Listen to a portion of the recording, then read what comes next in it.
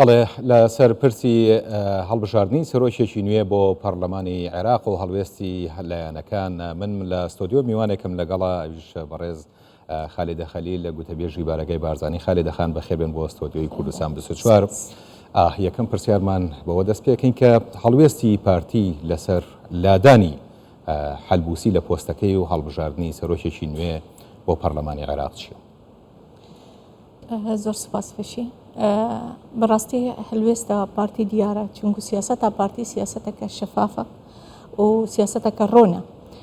هەر پێشی عملیە سیاسی و حتانۆکە هەردوو 2003 حتانەوە سیاسەتە گەلک ڕۆن و واضحە و شەفافە جەنابی سەرۆک بارزانانی کەلگەل هەندێدا بوو کۆ یا زۆر یعنی ئیجماع سەر هەبتن یانیش ئەغلبیە زۆرینەی دەنگە هەبتن هیەت ناف مکونێ سنیدا يعني ناف بيك هاتي سنیدا اجبارك و ابا استحقاقي في بيك هاتيا وقت استحقاقي وان بت بيتا زوريني دنگ خوكم بكن بشتي هنجي بشنا ناو هولا برلماني اكيد توافقك لا يعني دي بيك هاتي ديشك حمو سروي هبتن لو او بيان نامش يا جنابي سروكي زور واضح بو كامل قال هندينا يا اجماع بتن اغلبي بتن ناف بيك هاتي سنة دابت باشە لەناو بەیاننامەکە تاکید لەسەرەوە کراوەتەوە کە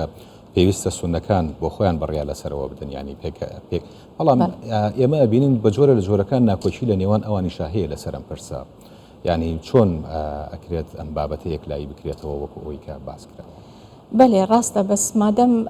زۆرینە هەیە لای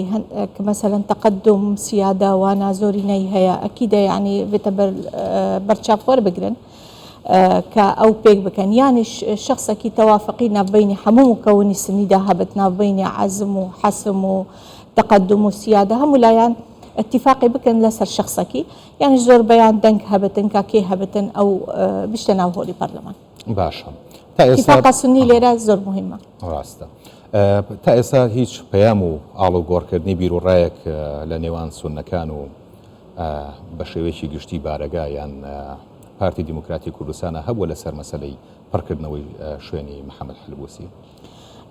هەتانۆکە لایەنە سونە هەروەکو جەنابێتە گوتی پێشتر لایەنە سونە خلافەکەی نەبینەوەندا ئەیاکی دێبێتە سەرۆک پەرلەمان چەند کەس خۆ بەربژێر بکەتن یە سیادە بتیانێ تەقدم بتیانێ حەسم یەکێک هەیە بزانم تقدميك هيا عزميك هيا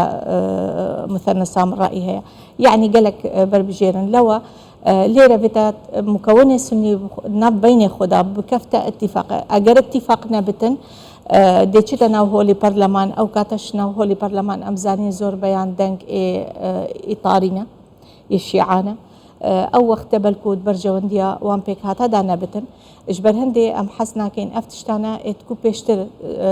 روداينا جارك دي ربدنا اما كو سياسة بارتي هر بردوام دبيجين بلانا كي بيك هاتا ناف خدا او اتفاقانا هبن و باشي بشنا ناو هولا برلمان دا چتشتي دي رو ندتن كند برجونديا بيك هاتا دابت باشا من لخبري بيشوتر ما اماجن بو وكرد ك معین کازمی لە هاوپەیمانی فەتح ئاماژەی بۆ کردووە کە ئەگەر سەرۆکیشی پەرلەمانیش دانرێت ئەبێت کۆدەنجی کورد و سونەشی لەسەر بێیان بەلایەنی کەم و ڕەزامەندی کورد و شیعەشی لەسەر بێت ئێوەش ئەوە دووپاتەکەنەوە کە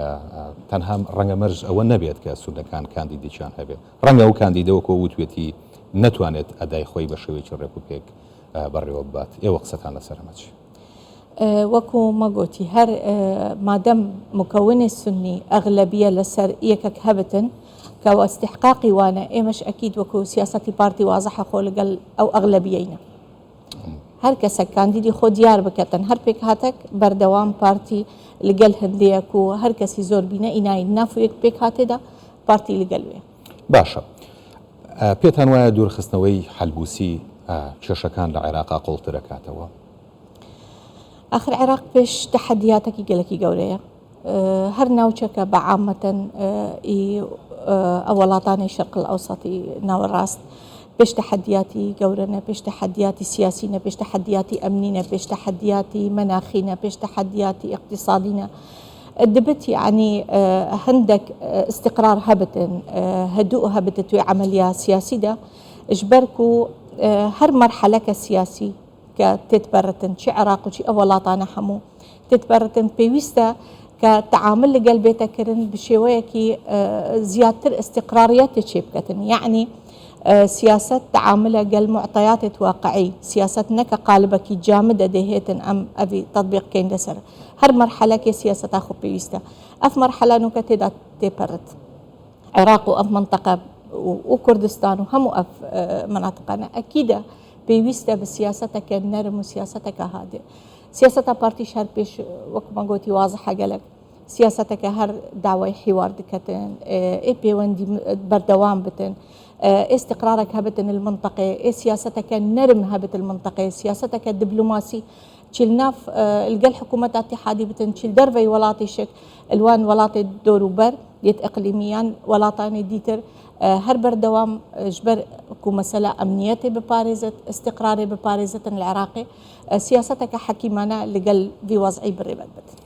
وەڕێز خالد خەلیل گوتەبێژی بارەگەی بارزانانی سپاس بۆ بەڕێستان کە ئامادەبوون لە ستۆدیۆ.